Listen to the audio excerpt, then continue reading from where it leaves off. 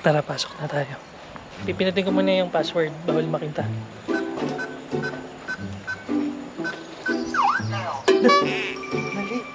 Wait. Ayaw mabuksan. Cut.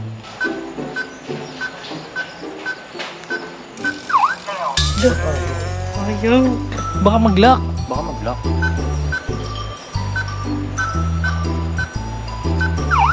Mali. Okay, may technical difficulties lang tayo. Hindi kami makapasok. Naantok na to. Bumabagsak na ba to? Wala. Ayan na. Babagsak siya. Babagsak. Nilangaw mo. Nilangaw.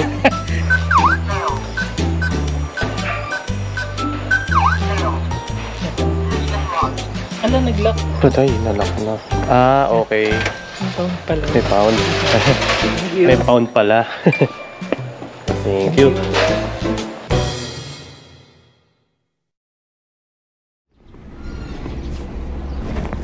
What up, what up? Ako si Kevin o pwede nga rin tawagin Vince at nandito kami ngayon sa isa sa mga paborito kong puntahan dito sa Luzon. Dito sa Baguio, my favorite. Actually, nandito lang din ako last week. Pero iba kasama ko ngayon, si ano naman, Boss A. Hello. At saka si Jello. Boss G? Boss G. Si Boss G. Tsaka si Boss A. Unang-una namin gagawin ay kakain. Gusto namin try to dahil nakita namin sa Google, sa TikTok.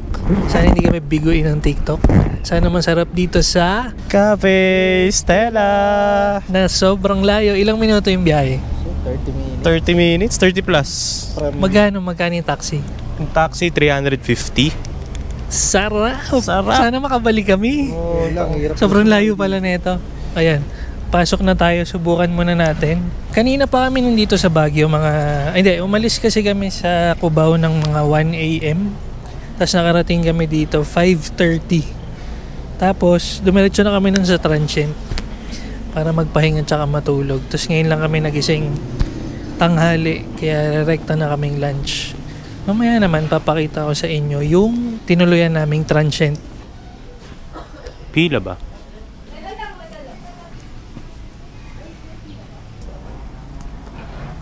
Ano? Waiting. Pang-anim. Waiting. Okay, dito muna kami sa labas. Muna tayo. Ayan, may table na kami. Tara.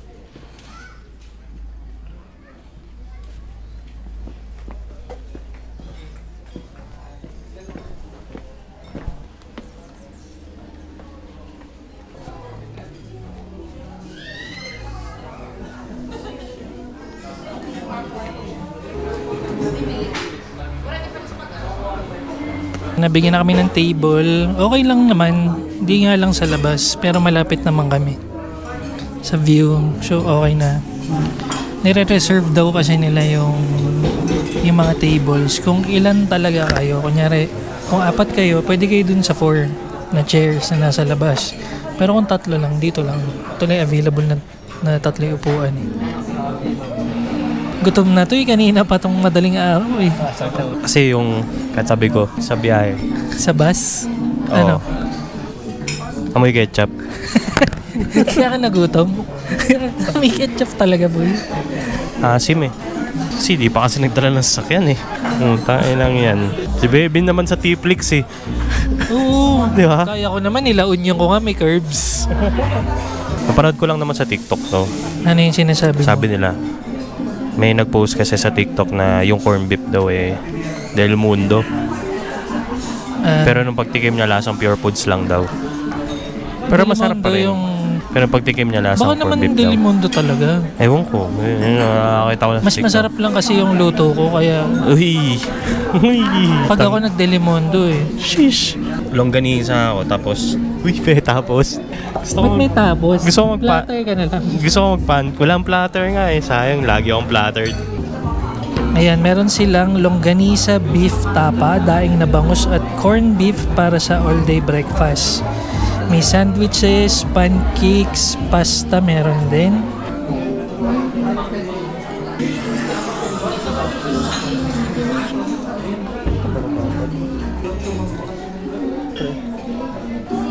Yun lang pala yung menu. Konti lang pala yung kanin. Oo, 4 lang. Okay, so 4 lang yung rice nila. Tapos yung iba yun na, sandwich, pancake, pasta. Hiling mo sa pasta.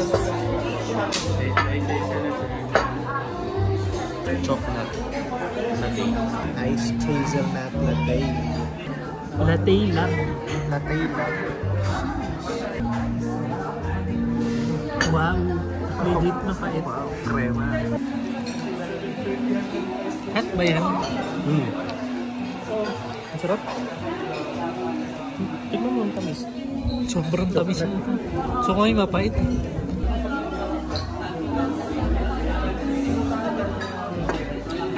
Hazelnut. Yan lang yun. Masarap ba? Ano rate mo? 8/10. May lasa naman ang team nito eh. Mga 9. Pero baka kasi sa ibang restaurant baka mas masarap siya. Kaya 9 lang. Pero mataas yung 9 ha. Nalasahan ko yung beans na fruity gamit nila. So 9 din sa akin to, 9. Dumating na yung food namin. Eto na, ngayon pa lang kami kakain. Ang huling kain ko, mga 1 AM, yung french fries. Pero yung rice ko, huli kong kanin, tanghali pa kahapon. Kaya lumiliit na yung mukha ko. Ito yung daing na bangus, longganisa, corn beef, at saka umorder ng extra to si Alan eh.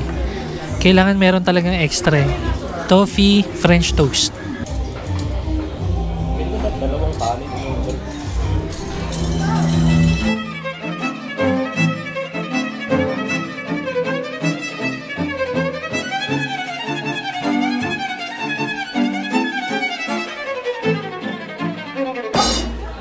$300? 300 plus 315. Bumili lagi ng Oreo. Almond ba yan? Hindi. Not sure. Walnut. Ano rate? Walnut. 6.5. Ako rin Baba? nothing special. Eh yung corn beef, 5? 5 lang. May kita na kain. Ikaw, yung longganisa, 6 lang ako. 6 of 10. Pero kung 4 na piraso. Kung 4 na piraso, 8. Yung daing, okay naman, normal lang din. Magkano to? 300? 300 ba? 7, pwede na, 7. Ito try ko naman yung dessert. Binili ni Alan. Hindi siya matamis. Hindi. Lagyan mo yung Oreo, tsaka walnut. Hindi mo kasi palit mo. Dapat may lemon. Toffee, French toast. Nothing special. Literal nut.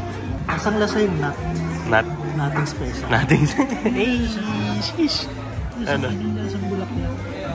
Hindi lasang bulaklak. Kaya ko gawin yan eh. So rate ko dyan, 5. Wala. Not for me. Ganun, not for me. Not for Magkano damage, boy? 1,890. Sulit ba yun? 1,890. So, nakafocus talaga sila sa drinks. Masarap yung kape, no? Okay. Yun lang talaga, tsaka yung place. Ang ganda. Hello po!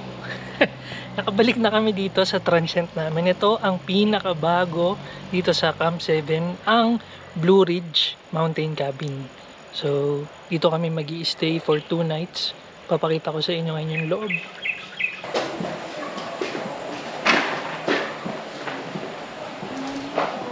Good afternoon.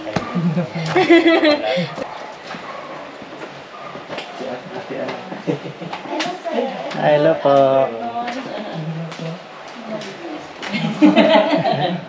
Ito muna tayo. So, ayan siya. Ito una namin papakita kasi may mga tao pa eh. Meron kami ditong 3 electric fan. 1, 2, 3. Tapos may 2 king size bed. Meron ding projector. Ayan o. Dito siya nagpo-project sa wall. Sa wall. Tapos malaki yung room. Kung makikita nyo yung daming cabinets. Ito, 1, 2, 3. Tapos may mga drawers pa. So malaki tong room na to. Ito yung masters. Ito yung shower area. Ito. Ito pala. Ito. Tapos ito naman yung toilet room. So mamaya, papakita ko naman sa inyo yung labas. May mga visitors pa kasi. Magpapahinga muna kami.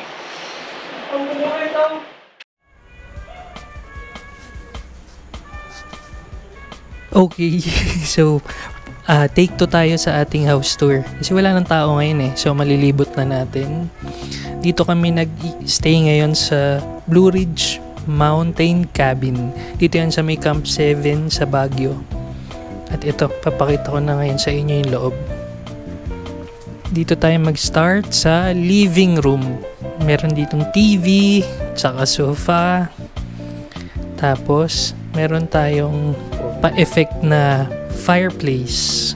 Diba? Walang apoy pero parang may apoy. May effect siya. Magaan yung feeling pagpasok mo pa lang kasi maaliwalas. Bagong-bago, bagong renovate.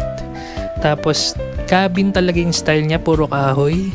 Gawa talaga siya sa kahoy, yung walls.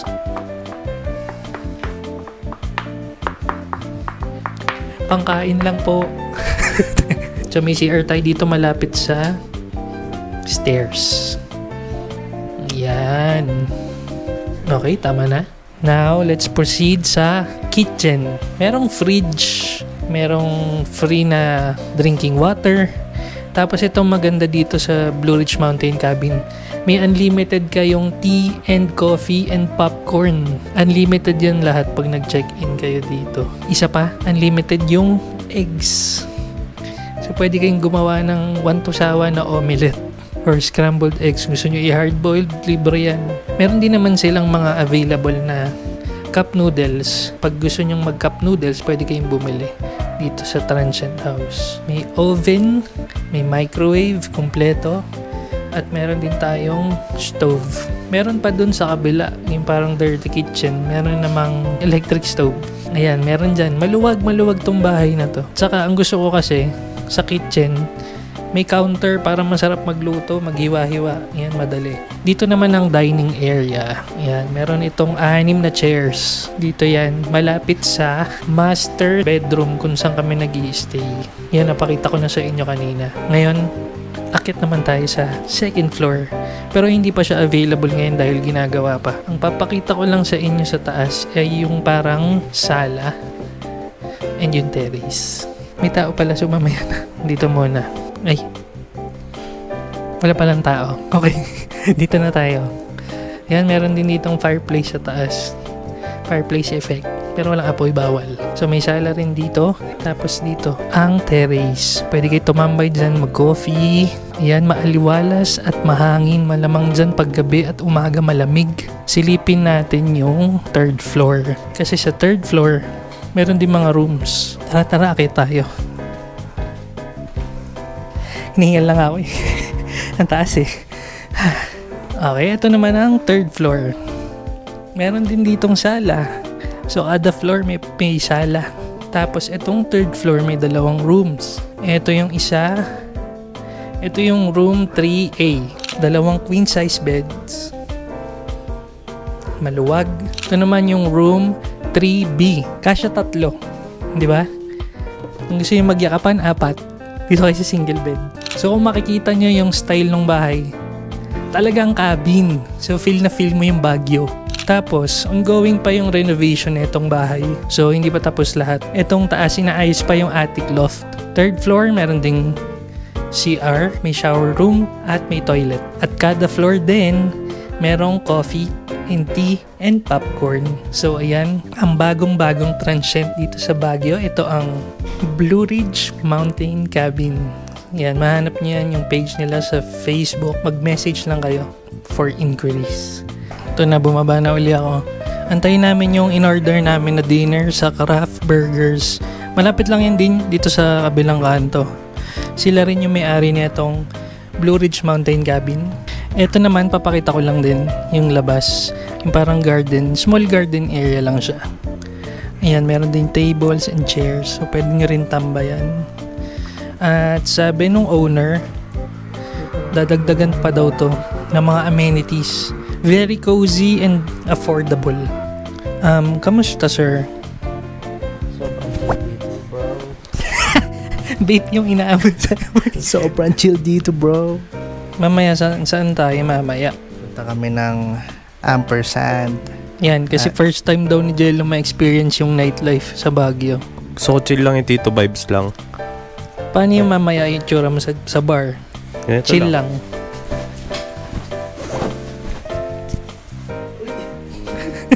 Saan yung DJ niyan? Saan yung DJ? Hindi banda yung DJ. Ah, hindi ka masyado makikiparty. Hindi ka tatayo-tayo doon.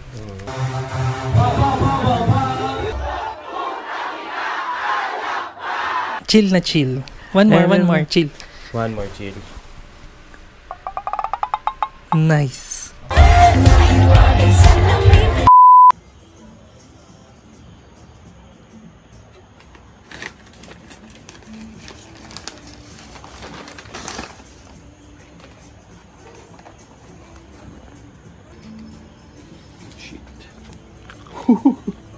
Laki.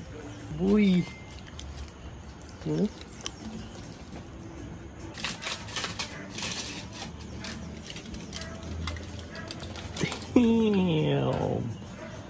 Damn, son.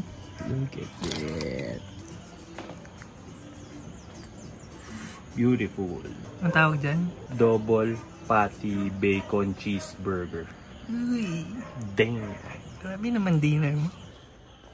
Naiba yung venue. May gamo-gamo. Hindi na po kami gamo-gamo. Ano? Solid. Beautiful. Grabe. Try ko din ha. Try natin.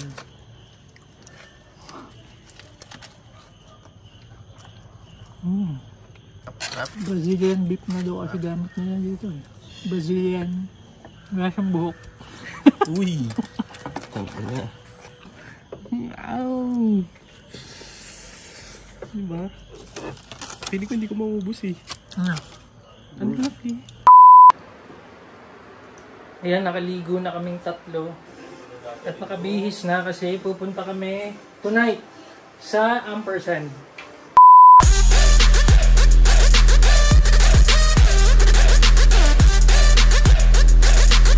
Take that, rewind it back.